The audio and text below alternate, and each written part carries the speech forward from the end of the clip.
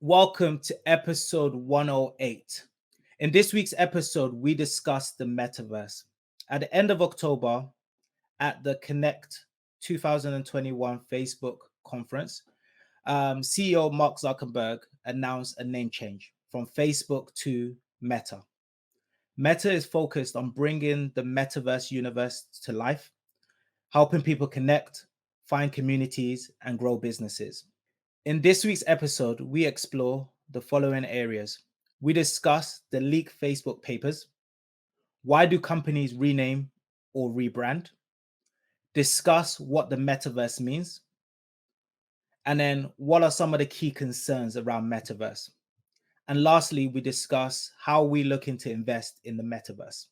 So look forward to getting into this episode. Stay tuned and let's get started. Take off, take flight with you.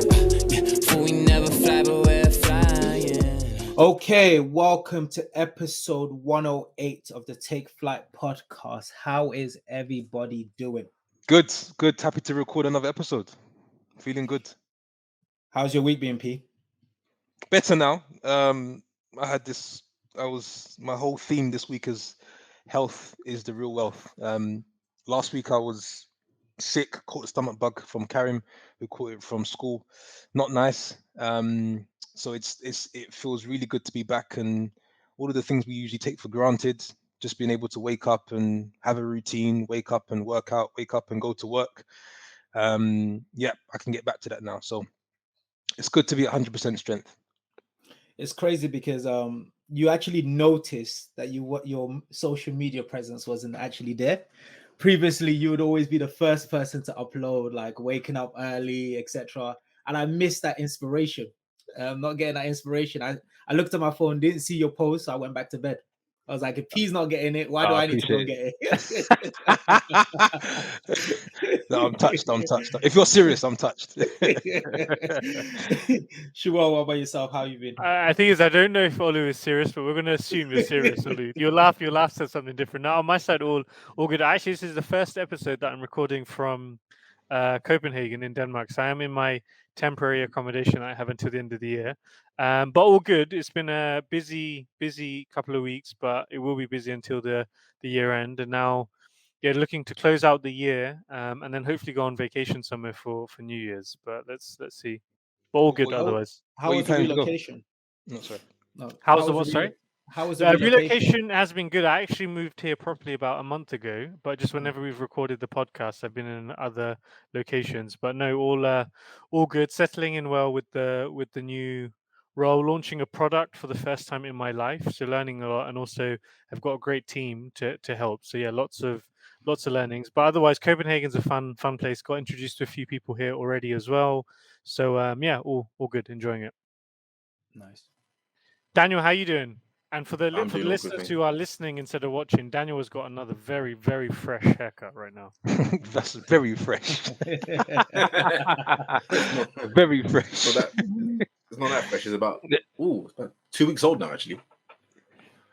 But yeah, I'm doing all good. I'm doing well. Thank you for asking. Been a busy couple of weeks at work. Been at conferences. So it's been back to back and still playing catch up, so to speak. But other than that, doing all good. And then, just what type of conferences in particular were they? It was called Digital Asset Summit. So it's all around cryptos, digital assets, blockchain, NFTs, the DeFi space, CeFi space, TradFi, everything. So some big boy players were in attendance, but it was a really good opportunity to learn and to network and to speak with those that I've been speaking to in a professional capacity in the last 18 to 24 months, and see them in person and build that relationship and grow it as well. Sounds like nice. All I heard from everything that you've just said, Daniel, is business is booming. That's how that translates to me. Yesterday's price is not today's price. And just for the listeners to be aware, I mean, hopefully you should already know this by now, but Daniel is our resident crypto expert. And he leads this in some of the most reputable, one of the most reputable financial firms in the globe. So yeah, that's why we have these conversations with Daniel. But I'm sure more will come in the next few episodes. For sure.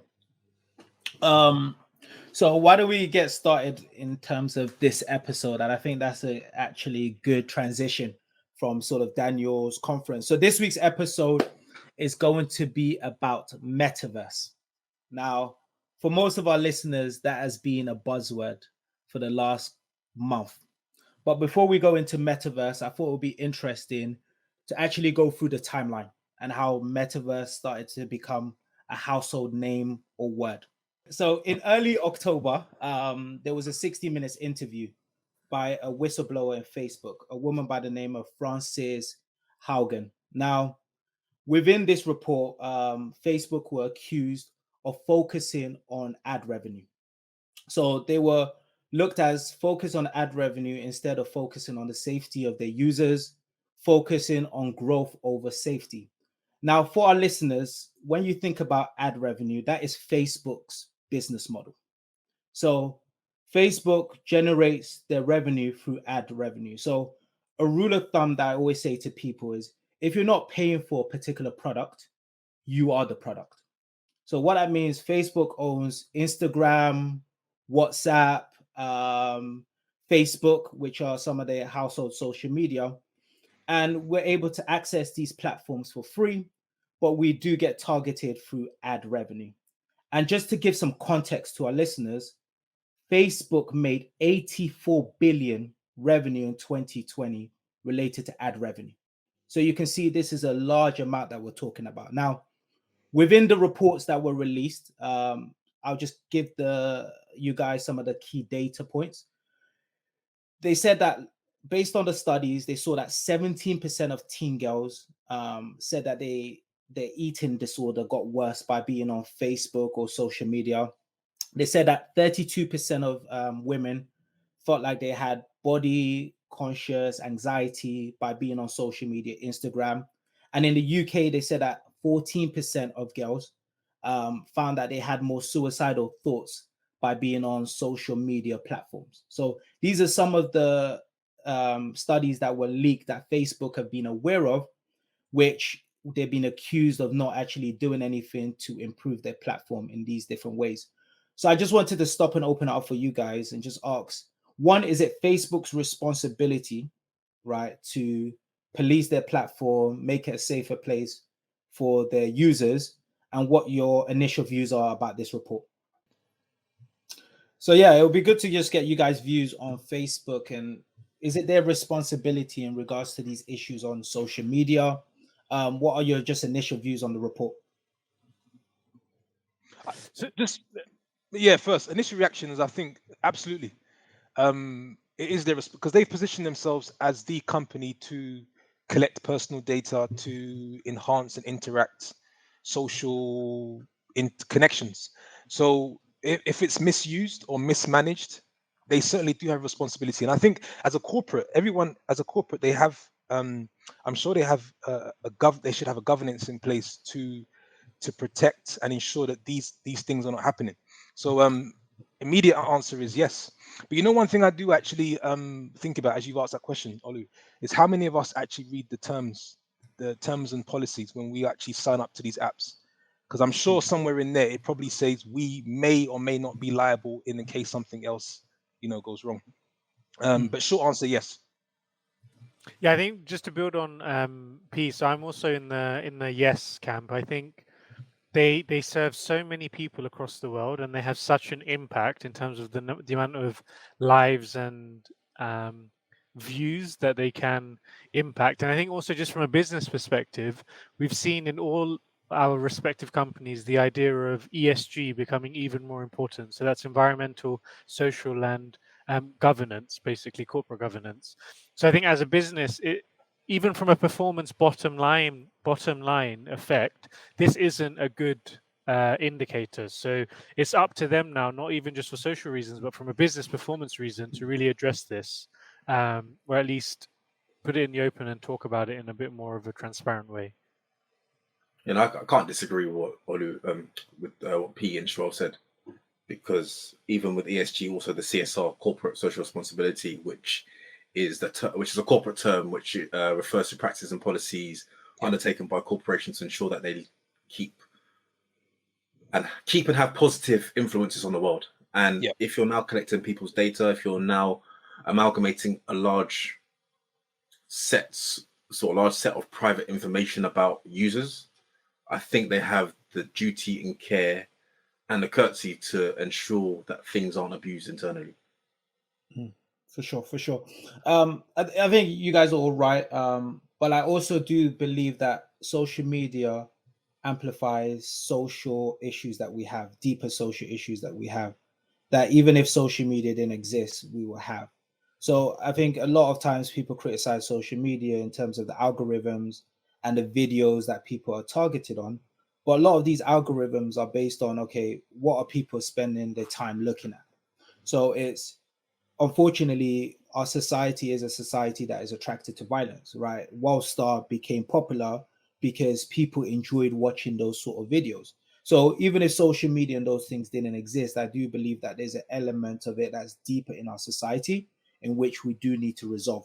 But moving forward, I think at the end of October, during a Connect conference that Facebook have, Mark Zuckerberg came out and announced that Facebook were changing their name to Meta.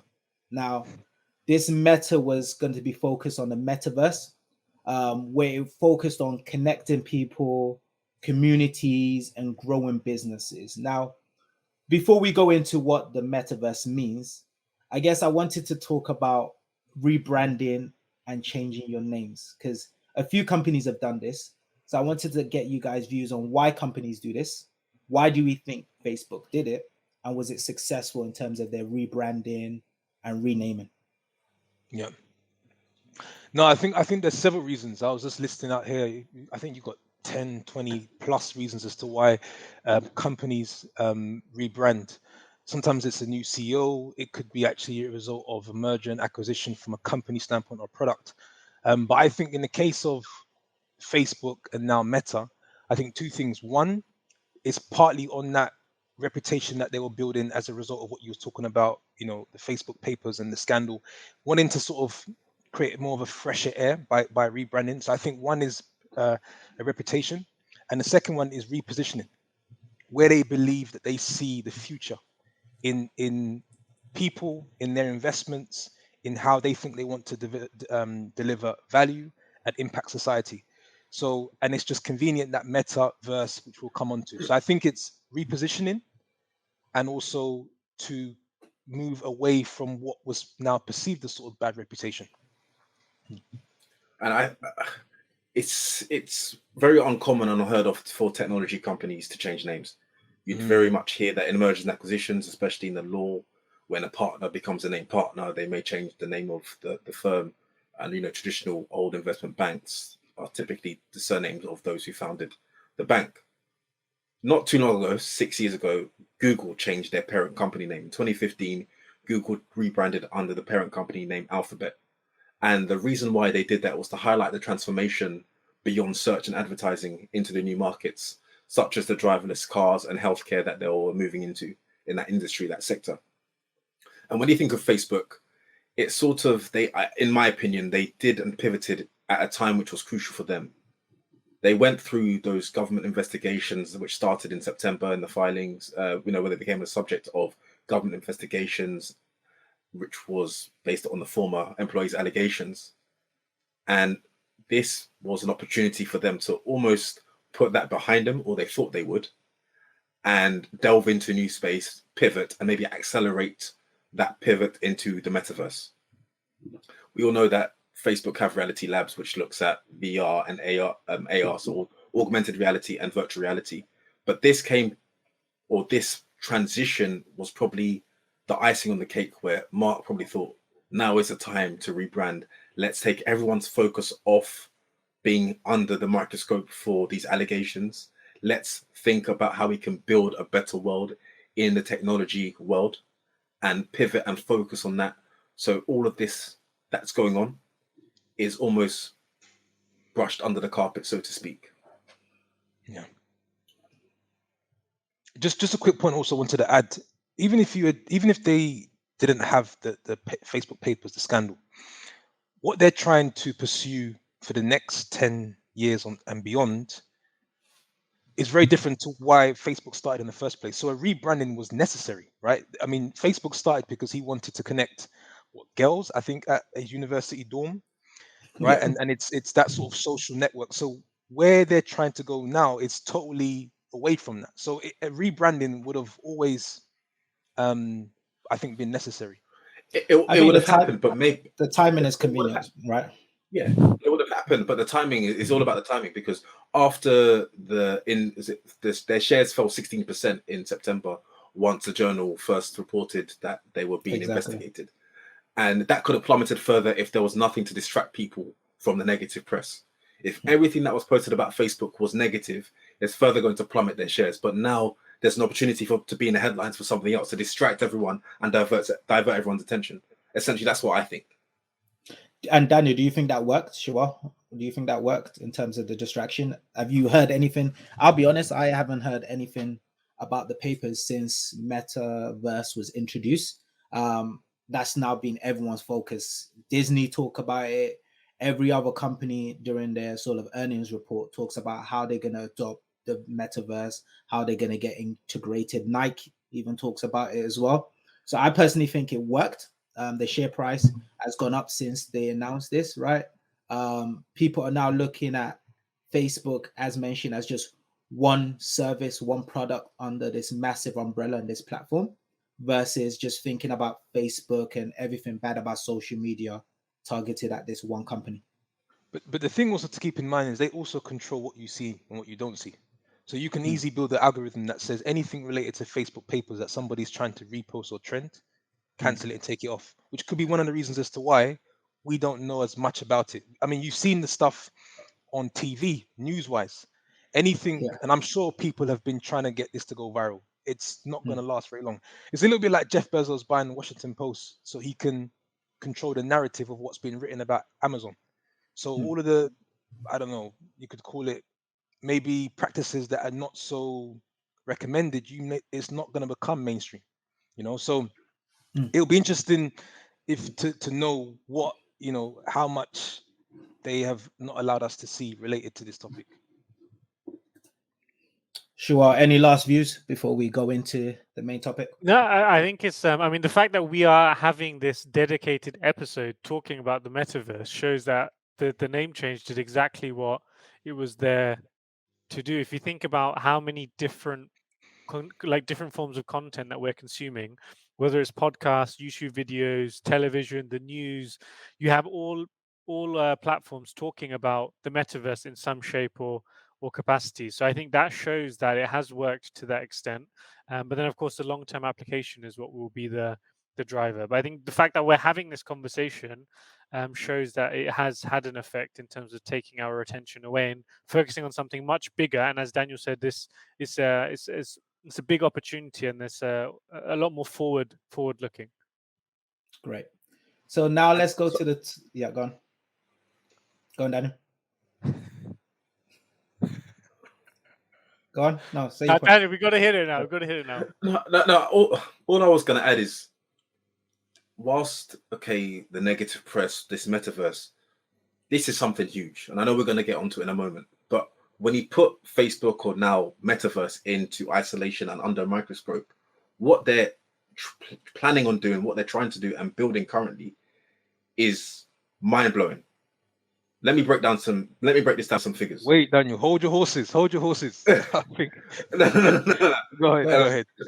There's a $10 billion investment into Facebook Reality Labs, and this business unit is its research and development will go into building augmented reality, virtual reality hardware, software, and content for the metaverse. This isn't small money. The company is adding 10,000 people in Europe alone to work on this dedicated project. This represents a 14% increase into its current headcount to 68,000 plus employees. Now, when you take that in, $10 billion, 10,000 people just on the metaverse, this is going to be something that's going to really grab the world by its horns. No doubt, because this is Mark Zuckerberg and Facebook we're talking about. When you think about when it started, however many years ago, to where it's now, I don't think he knew it was going to grow at this rapid scale. but now he's seen he can do it with his Facebook. He now knows that the limits to Metaverse aren't there. There aren't any limits. He can make it what he wants. He can reform and change the world. So it's actually scary. Daniel, why don't we start with, for some of the listeners, the definition of what is Metaverse? Oh boy, how much time do you have? A basic. No, but you can go with the basic definition. Let's go with the basic definition. Right? No, so I'll do a bit of preamble before I actually go into what the Metaverse is. So the concept actually originated in 1992, but in a fiction novel by Neil Stephenson called Snow Crash, which depicted a world where humans interact through avatars in a three-dimensional virtual space created through a combination of physical, augmented, and virtual realities. This idea was later updated into what everyone has probably watched by the film by the two sisters called The Matrix, where humans were unknowingly trapped in the metaverse. So the metaverse is not new. It's not new. It's not new. It's out there.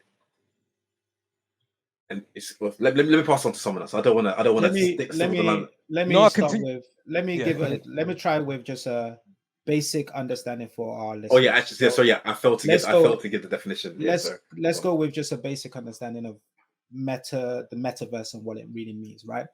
What it means is an online space. Now, if you think about socialization, communities, the first iteration of that was geographic. So the way we interacted with people were through, you go to someone's house, people in your geographic location.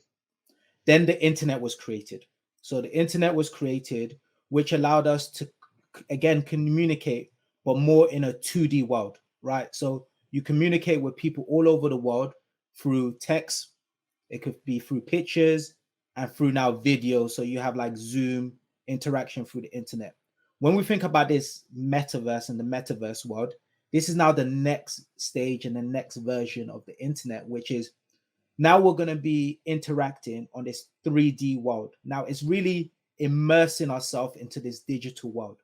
So you could think about this as the internet was us interacting through what we class as windows, screens. You can interact with people like what we're doing right now on this call. You got a screen. Now the metaverse is now an online space where we now immerse ourselves into this 3D world. So like Daniel mentioned, you've got that avatar expression. You'll have yourself as an avatar in an online space where we'll use augmented reality. We'll use virtual reality in a way that we can now interact with each other. So I think that is the way I think about it, like a very basic way of thinking about it. Now, a lot of people will say, this is not real, this won't exist. That was the same sort of skeptic there was for the internet. No one believed there would be a time where people would spend most of their time on the internet interacting with people versus calling people on the phone, socializing.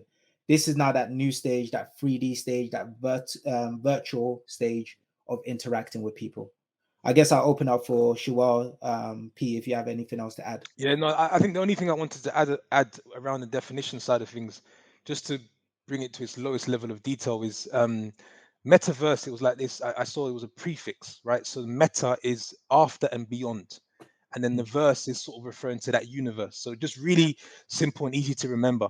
But yeah, no, I think this is something from when I was reading and trying to learn is going to revolutionize the way that we socialize with friends, family, where we do business, shop, network. There's an opportunity for that, and they're certainly creating that world. So yeah, sure. And I think to build on that, I think the common misconception that people have is, well, metaverse, why would you want to do something digitally? Like the real world experiences are better. But if you like, we're almost living a certain extent of the metaverse now. If you think about this podcast as an example, we are recording this virtually. We're not in the same room with each other. This is, for all means and purposes, a digital experience. This will then be distributed through RSS feeds on Apple Podcasts, Spotify, again, digital. There's no physical product there. And since this podcast started, all four of us have never actually been in the room together. So that, in a sense, is a metaverse type of experience. So there's elements of this that we are actually already doing today. And I think the scope, there's no limitation with this metaverse. In the real life, there's only a certain amount of bricks and cement that you can do to build houses. In the metaverse, none of these limitations exist. It can be whatever we want it to be. So it's going to be an exciting time. But probably, Olu, you'll go into this in some of the other elements of the discussion. And I think I was just thinking now, actually, because this is also a lot of what we're talking about now is change, and people resist change. So somebody maybe learning about this for the first time says, you know, I'm a bit wary, I'm a bit fearful. This sounds like it's an addictive drug, but you should actually ask yourself, just from a social interaction standpoint, what's next? If you was to say, what's the next level to socially interacting with friends and family? Because, like you mentioned, sure, everything now is digital. People, I don't think, actually realize just how digital things are. The next thing is something like the metaverse, right? It's more into this virtual reality world. So it's I think it's interesting to understand how they build out the use cases and just how far this can be stretched, and then also in what time frame. Why don't we talk about some of the use cases, P? Right? Because when I think about the metaverse, and the immersive experience, there's multiple user cases, pillars associated to it. Now, the first one that I think is important for us to mention, which it actually exists today and is the easiest use case, is gaming. Right? We see virtual reality used in gaming currently through lots of different games. Roblox is a company that does is big on sort of the virtual reality. You got Fortnite is an element of it where currently people interact, kids, even adults play on these games. They purchase tokens to be able to purchase goods, similar to what we're seeing about like this sort of massive phase right now with NFTs, right? NFTs is a big way that we're seeing people are now having ownership of these particular digital assets. So blockchain. Yep. let me maybe pass on to Daniel, because I know Daniel is our crypto NFT expert. Why don't you explain what NFT it means and why that's so important in this space? Just before that, any other use cases that we can see? Multiple. I think another one is actually the office, right? Exactly. It cuts out, it cuts out the commute, right? You're able now to have this go from Zoom to now a 3D environment and have your work meetings. Another one is concerts. We've already seen that tested out with Travis Scott and Fortnite, but that's to come. It's an opportunity, it's an avenue for artists to create a community and ownership in that space. So the use cases are they're pretty clear. It's just how you get that engagement, right? And over what period. So just building on P's comment, it was just around the unconstrained thinking. So imagine you are the best teacher in the world, right? And probably you're likely to be in the best school in the world, potentially a private school. In this metaverse environment, there's no reason why you can't teach to children around the world, and it can be an immersive experience. Or the example that Pabilo mentioned about concerts. Imagine a sports game. If you're at the stadium and it's Game 7 in an NBA final, in that stadium, probably the floor seats are the best seats, but there's only a certain number of seats you can access. Whereas in a metaverse, every single person that is sat there watching can be sat from the best seat and still get the view of the best game. So that's why I think there's so much opportunity here that we can't even comprehend. It feels like it's probably what the internet felt like to our parents, where they just didn't understand what was going on, and then now it's become what it has become. So no, it's going to be exciting, and to see the use cases that land at the end of the decade, probably not even comprehensible right now. But Daniel, what's your view? No, I was just going to say that we're slowly gravitating to that world anyway. It's, as P was mentioning, with the pandemic, a lot of things have shifted online. That Microsoft are in a race to create a virtual boardroom. So there's the instance of you creating an avatar, you're sitting amongst a table with your colleagues in an augmented reality space. Even filters are adapting at a rapid pace, and they're changing the way that they're working. So we're already moving in that direction. It's just about when do we cross or intersect with the moment of when the metaverse is fully there, everything is created and supports existing hardware and software. And does that I guess the technology doesn't exist yet. Daniel. Depends what you're referring to. It depends. Part of the technology exists, but some needs to be built and expanded and built upon. So what are some of the key like technologies that do exist today that the sort of the metaverse can leverage or use? Well, when you look at the iPhone, you've got a LiDAR sensor, which creates an augmented reality sort of experience. So you can essentially furnish your apartment with adding items to say, okay, I found a sofa online on a website. I can now put my phone in my living room. It will then use that space and put the sofa in that living room, and you can see what it looks like. You can then add items and objects to see, okay, if I was to buy this, I could furnish it in this manner. So I think there are already things that exist, but it's going to be a case where it's going to be exemplified and intensified at a rapid scale. Nice. Because there's also, there's a difference between augmented reality and virtual reality. Augmented reality is where you see a whole new environment, a whole new space.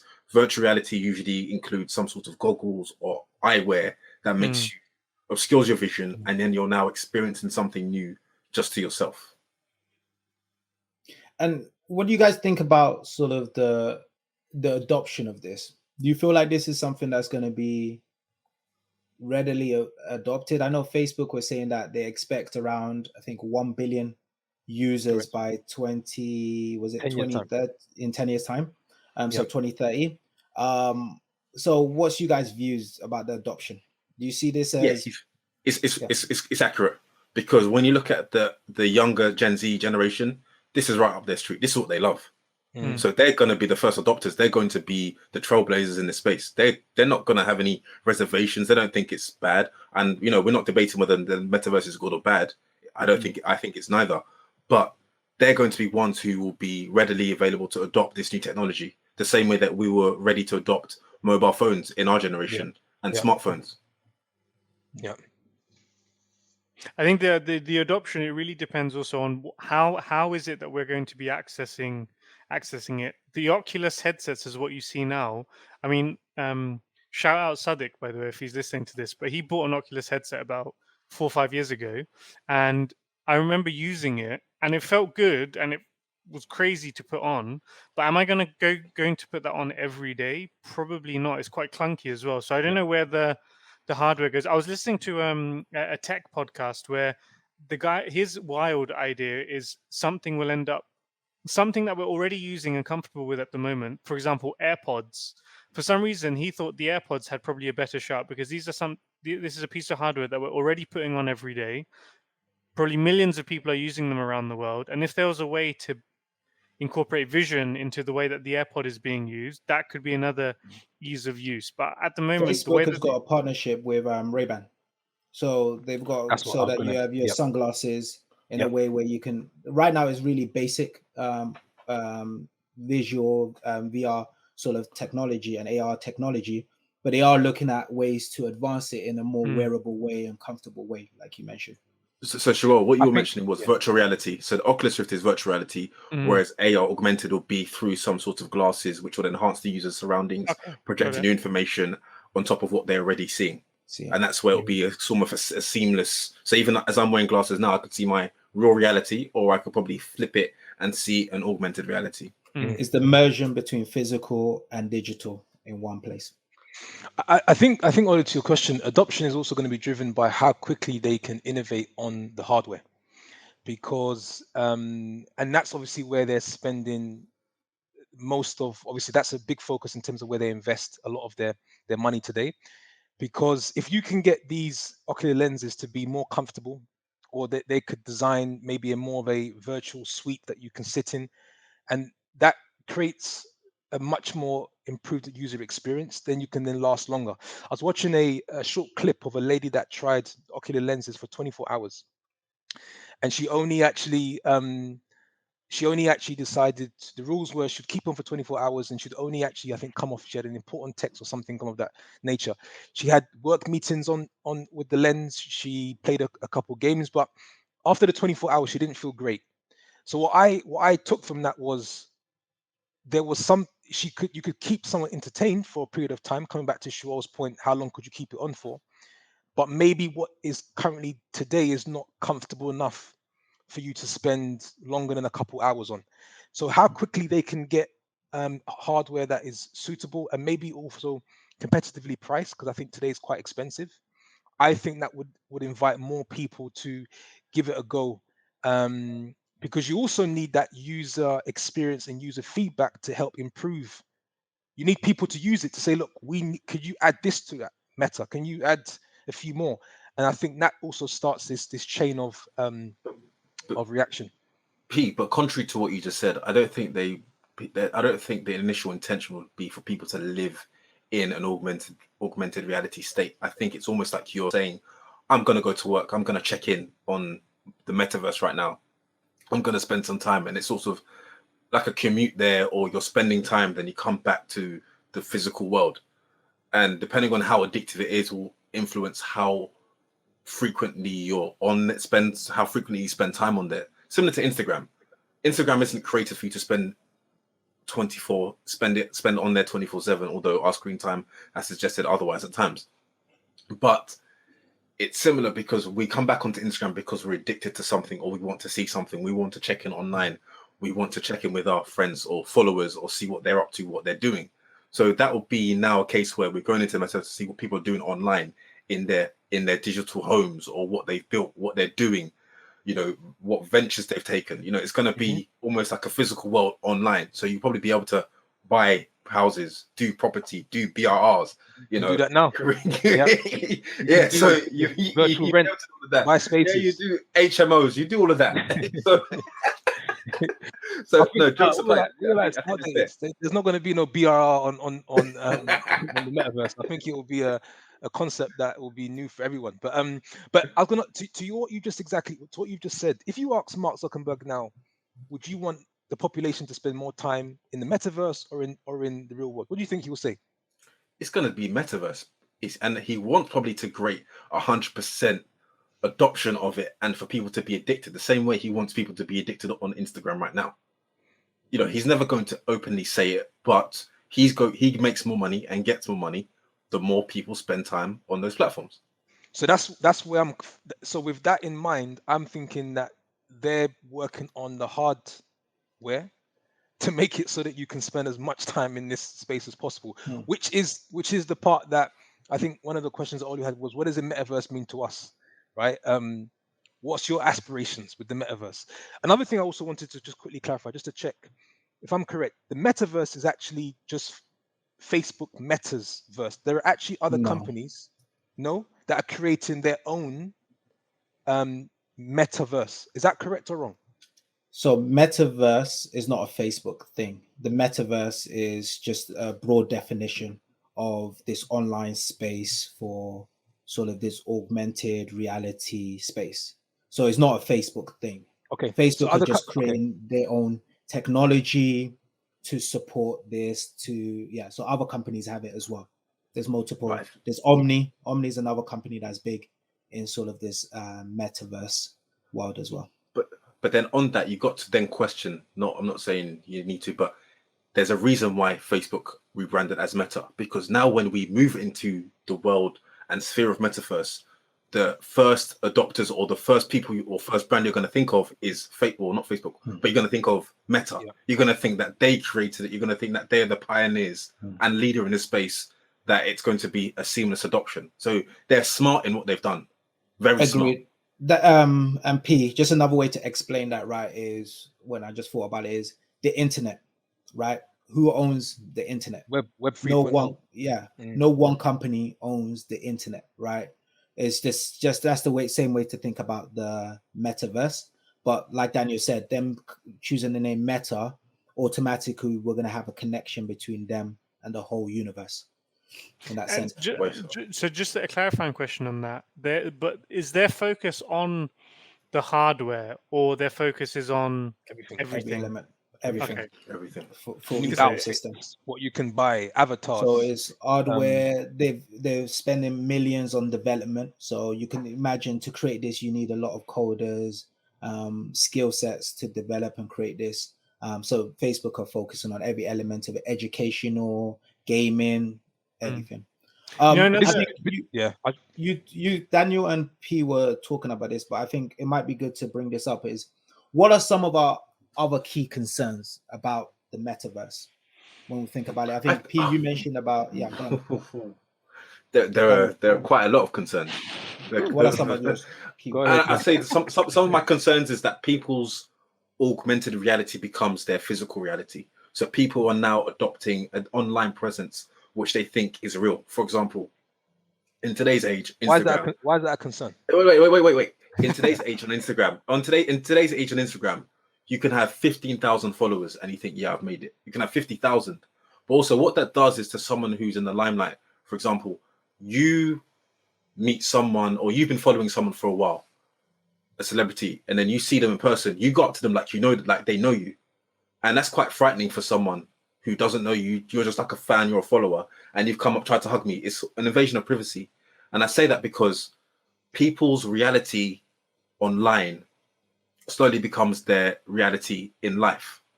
And if you're now doing things in a digital space where you're trying to impress people, you want to be liked, you're not living your authentic life. You're doing things to be liked, to be relevant, to almost live a life that you can't live in a real world.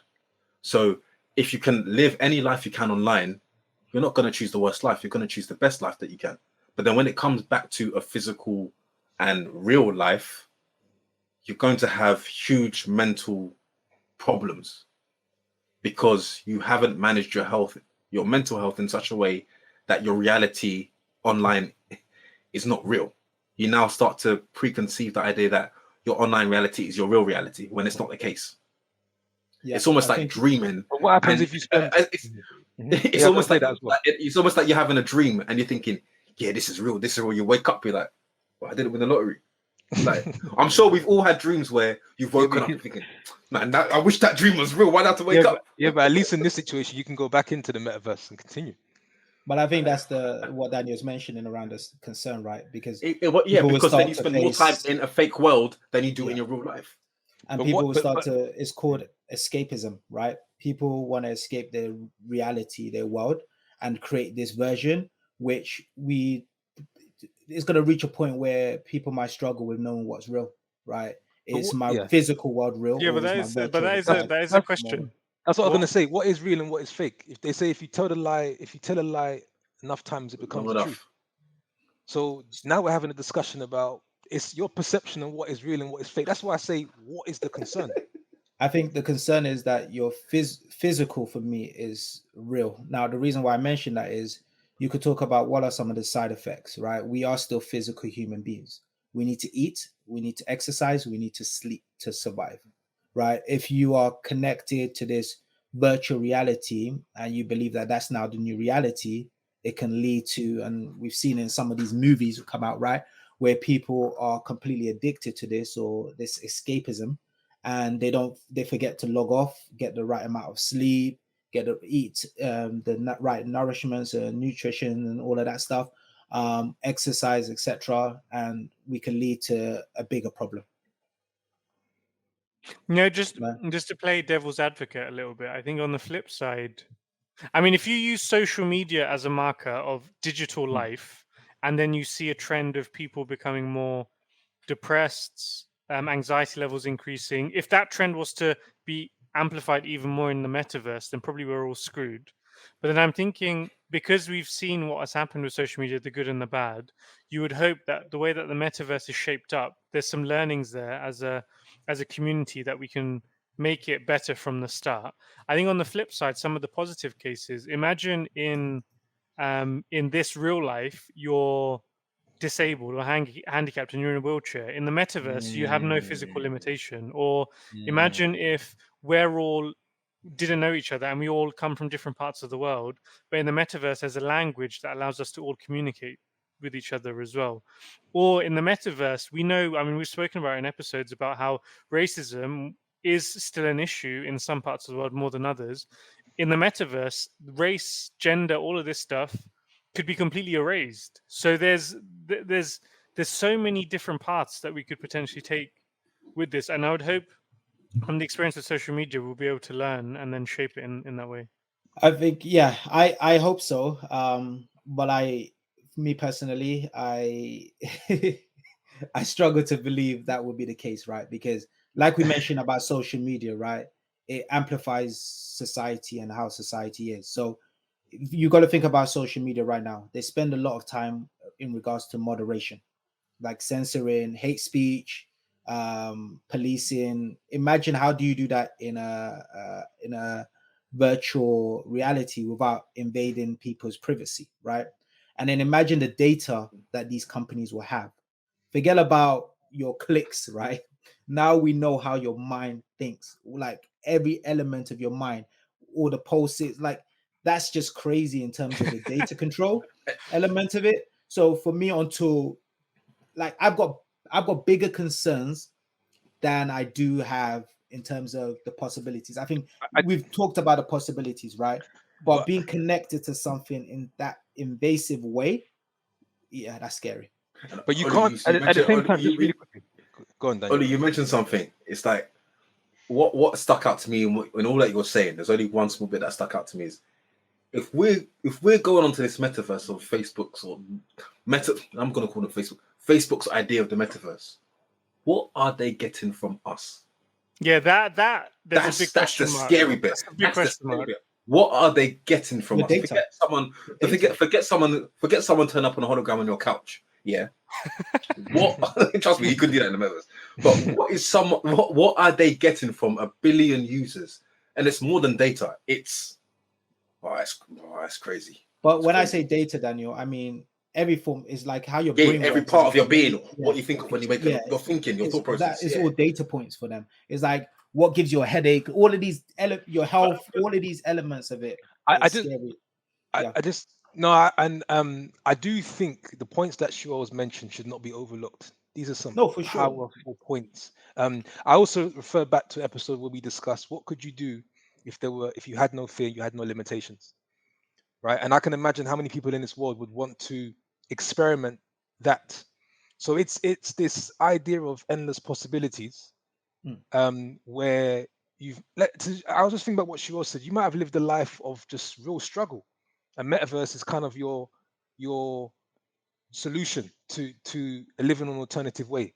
So it's like the concerns is dependent on who you speak to.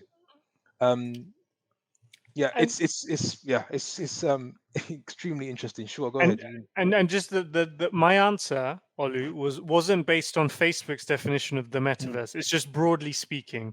Personally, because of what Facebook has done as a company, I'd have, as Daniel said, real question marks on what their intentions are and the way that they will move it forward. But just as a broader concept, I think there's a lot of. I'm sure by 2030, the way it's being used, we're going to listen to this episode and think, we weren't even really realizing how big of a change it was going to be.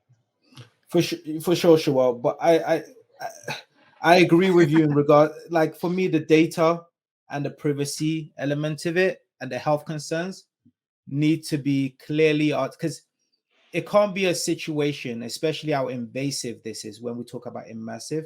It can't be a situation where it's like we'll find out how people react to it, right?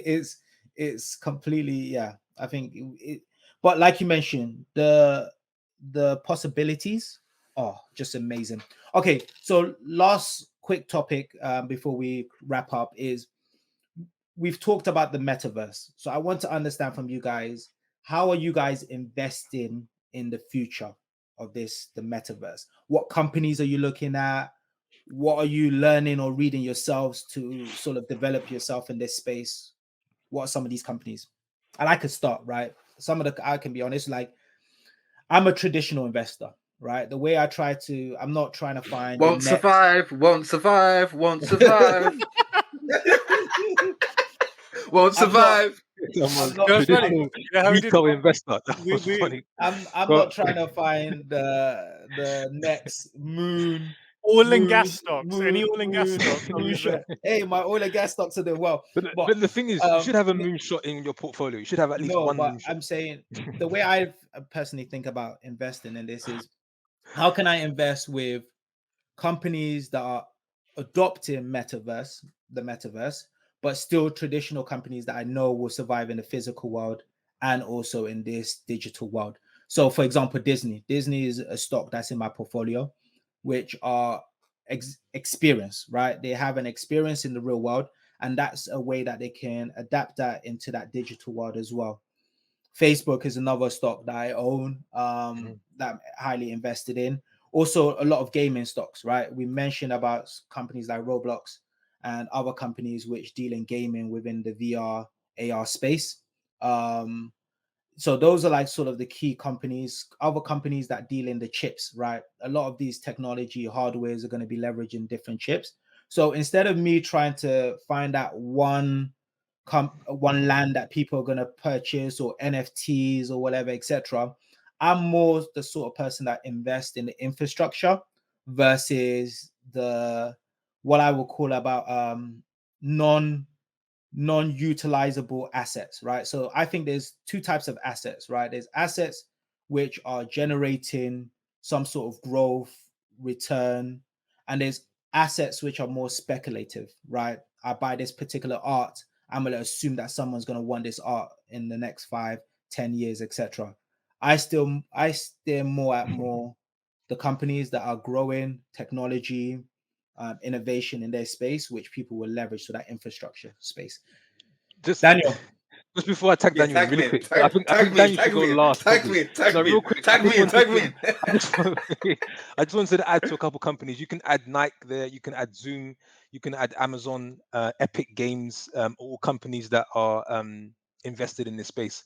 So that's one way. I think honestly, on my what I'm trying to do in this pattern or trend is lean into the change as opposed to resisting the change, and I'm trying to challenge myself on being a bit of a front runner in what could I do now that immerses me into from an investment standpoint, right? So what I'm basically seeing in just it as we speak now, people are actually buying virtual real estate, right? They are buying blank pieces of land. And you actually have metaverse developers, right? So it's real.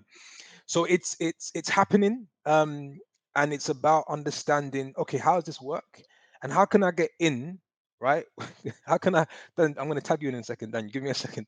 How can I get in and actually make a real estate play on the virtual space, and not try to spend too much time thinking, well, I don't understand it because I invest in the real world. You see, so moving away from a traditional way of thinking and trying to be innovative myself. so are And I think you? So let me go back to that. So have you yeah. purchased any land first? No, I haven't, but Okay, I'm looking to do that. and so you said something which I guess I wanted to pick on, right? Is you said particularly not understanding it, right? And investing into it, right? And I always find that that's a way where people lose a lot of money, right? And that's why I sort of try to stay away more in the infrastructure, right? Ethereum, the blockchain, those different elements that are infrastructures are going to stay versus what we've seen over the time is a lot of pump and dump, right? Whereas might be like the Squid Game coins or tokens, which Wait, people, yeah. Oli, so you're telling me Shiba Inu's not being used in the metaverse? It's not in your, No, it's but not I in your think portfolio. just quickly to go to Olu's point, it's not about putting everything I have into virtual real estate, but what it's Okay, basically saying is please don't. All money what in, P, all no, money in. but what it's basically saying is put invest time and also invest resource to learn more about this area, right? And Okay. be more of a front runner in a change that we're seeing taking place versus sitting on the sideline and saying, I wonder how the virtual real estate works out. So I'm challenging myself on that standpoint. I don't think you need to have everything understood in order to make a fraction of investment comparison to your portfolio. I think where it becomes dangerous is if you say, I'm going to take a 30% exposure in my portfolio on virtual real estate because I heard that people are buying auction houses. And actually, I've even heard that it's a good hedge against inflation. That is crazy. But it's happening, right? So it's about learning a bit more. So that's kind of my take on it. And yeah, so I'll say that. Daniel, I'll tag you in.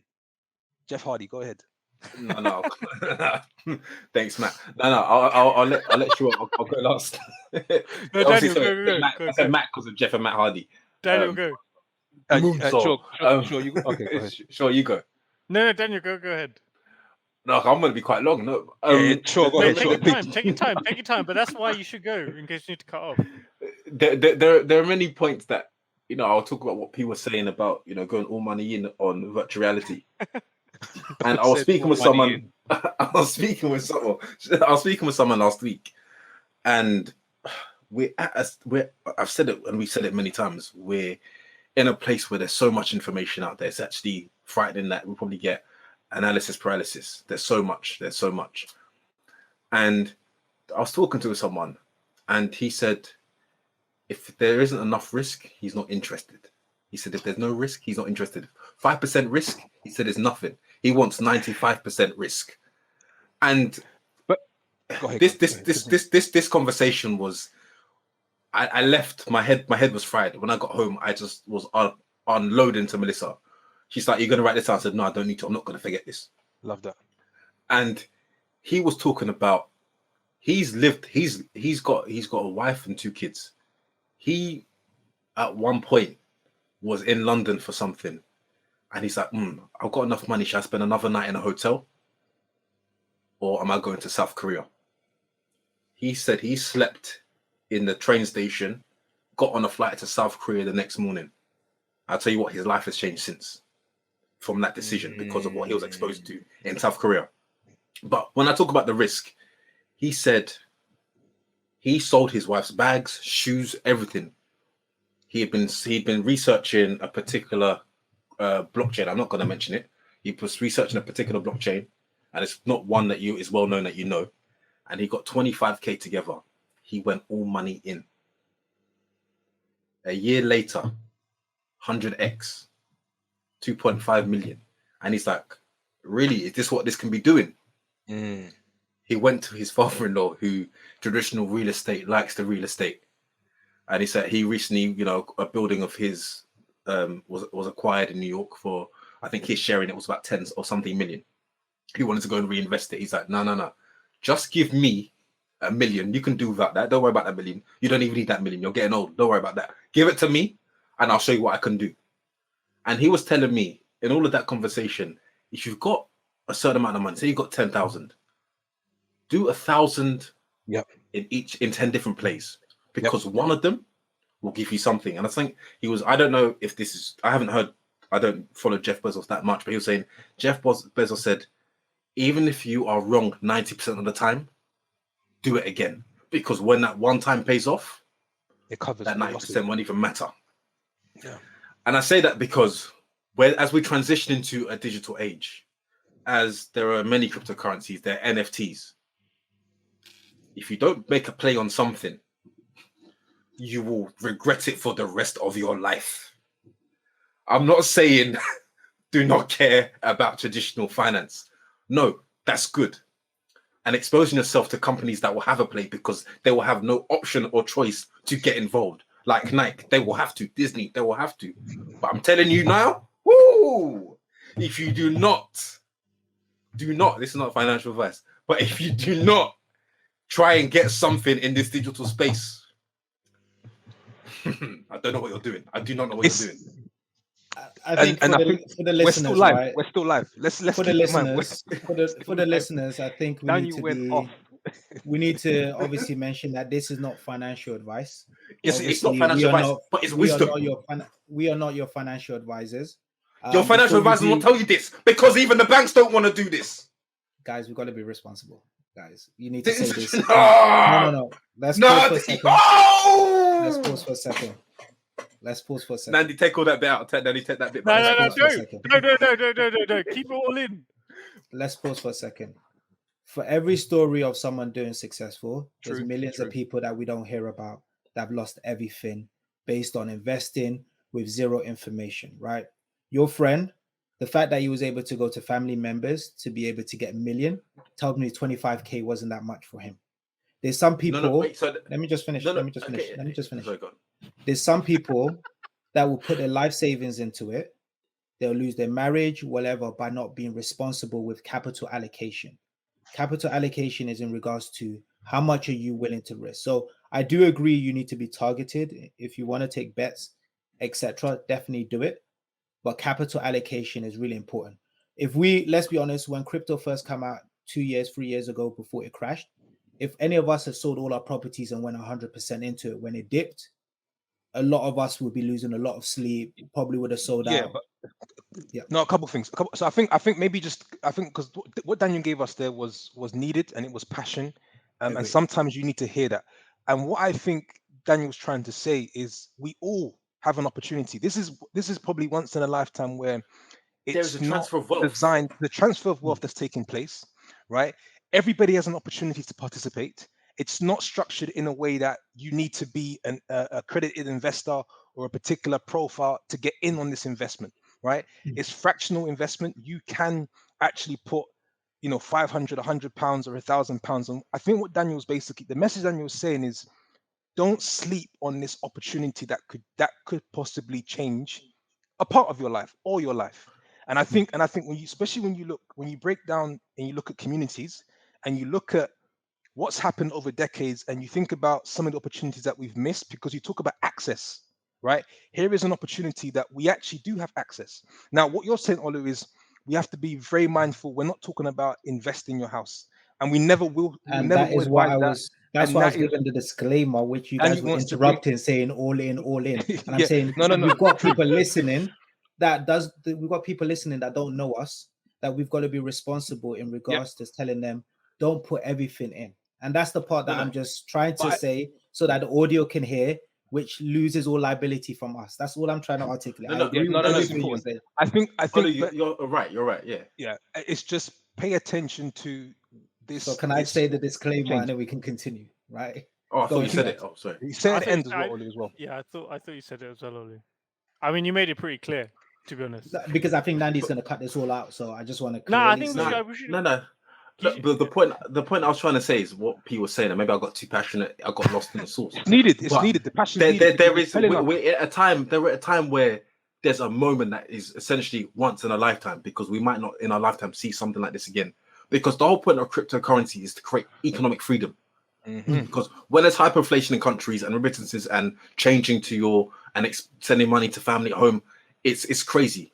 Certain exchange money transfer companies are charging astronomical fees. So cryptocurrencies are really being adopted in developed countries. Not developed, what's the word? What was I saying? Undeveloped countries. We saw in September El Salvador adopted Bitcoin as a legal tender. And that's the whole point, because of inflation, because of remittance and sending money. They want to, the president is very much crypto focused and likes all of this technology. But we can't sleep on the fact there's an opportunity. By no means am I saying sell your house. And of course, depending on your appetite for risk, you do what you need to. But don't miss opportunities where there are significant opportunities for yourself to change things. That's what I'm trying to say. And that's the one thing I would stress. The same way I would stress about investing, that you need to invest because inflation's at an all-time high. It's the same I would say, look at what resources are around, what opportunities are there, buying NFTs, creating NFTs on OpenSea, whatever it is, do something. Even 15-year-old kids are doing something about this. Very, very last thing from my side, because I think it's a theme from the discussion that we've been having, from the metaverse to the opportunities now in the cryptocurrency. It's about what's happening is change. And I think the question that listeners should ask themselves is how the only thing that's constant in this life that we know is change. And how prepared are you to be a part of change? Are you thinking about leaning into it and trying to learn more about it and invest time? Or are you thinking about, are you resistant to change? And one of them, only one you can actually benefit from. So I think people really have to ask themselves how they want to be a part of this change curve that we see happening. Sure. So, May, I feel like I've been sat here watching a roller coaster the last 5 minutes, listening to you guys speak. I think from my perspective, I'm going back to the agenda of the metaverse. It's a whole new wave that we're going to see, and a lot of that will be done digitally. The whole thing is digital, and then kind of connecting a bit Daniel and Pabilo's point, in our parents' generation, for example, if you think about property prices in our parents' generation, right? When they bought houses 20, 30 years ago, they were buying houses for 2, 3, 10,000 pounds that are now worth 4, 5, 600, right? Our generation, whatever real estate that we're buying, as an example, probably won't appreciate as much as what they saw.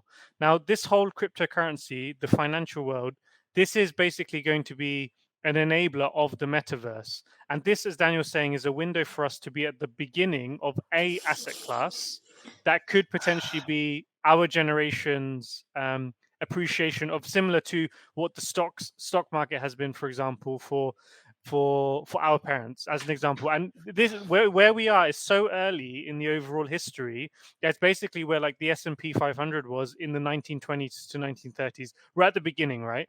The only other thing I would just say to caveat all of that is, since 2010, for example, Bitcoin, just as an example, has gone from its all-time high minus 90% multiple times, and not everyone is made for that journey.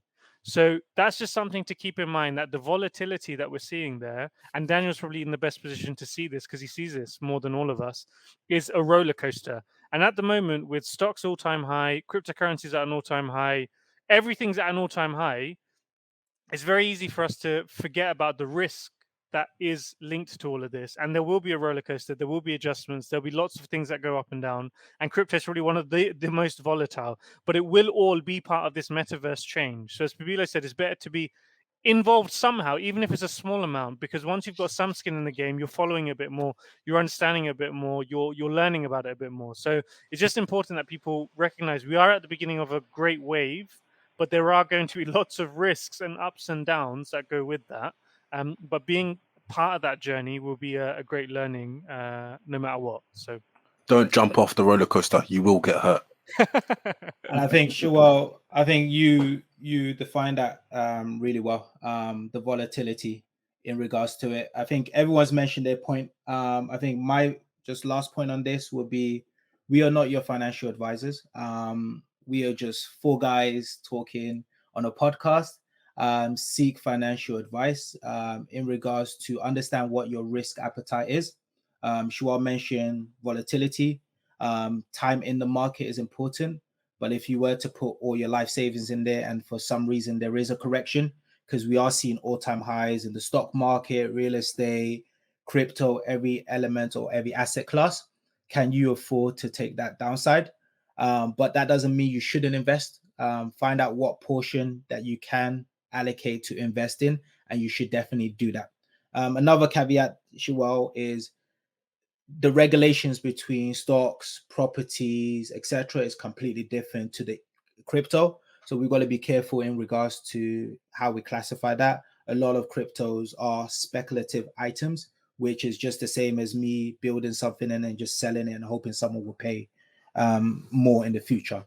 But I think this has been a really good episode. We've discussed about Facebook papers and some of the scandals they had, to transition from the name from Facebook to Meta. And then we've deep dived into the metaverse. So this has been an amazing episode, lots of information. I hope the listeners have gained a lot of value from this episode. And I'll pass it over to Daniel to close us up. Close us out. I'm getting warmed up. I can go on for another hour, brother. I'm just getting warmed up. We might have to do this another conversation, but no, it's been a very interesting conversation, a lot discussed. Definitely need to digest this again. But as always, if you have any feedback for us, any topic recommendations, find us on Instagram Find us on Instagram at Takeflight Podcast, or email us at takeflightpodcast@gmail.com. Until next Monday, stay safe and look after one another. God bless.